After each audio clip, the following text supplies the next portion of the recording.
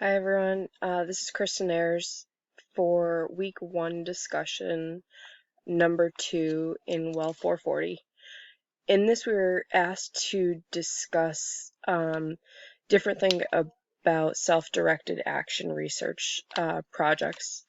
And the first question we were asked to answer was kind of what is our interpretation of a self-directed action research project.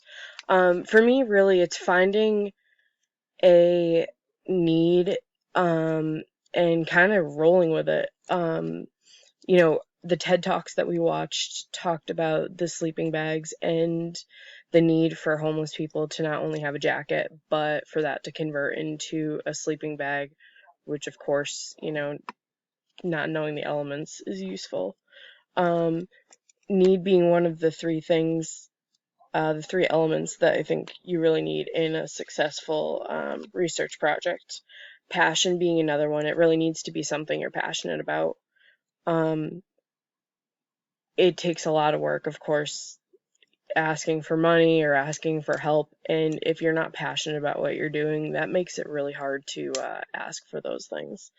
And then just open-mindedness.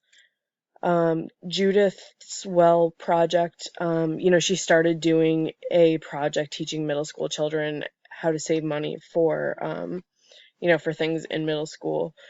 Week 3, she completely kind of changed her mind and ended up talking about with incarcerated women with substance abuse and how to increase their self-esteem through her program she called Rise.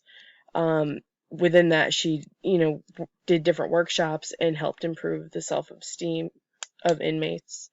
Obviously, there's many more things to influence, the self-directed action plan, but those are some major things that I think definitely are the foundation for me, at least. I can't wait to see what we all come up with. It's going to be very interesting, especially being said week 1 for her was a complete opposite from week 3. So it'll be interesting. See y'all next week.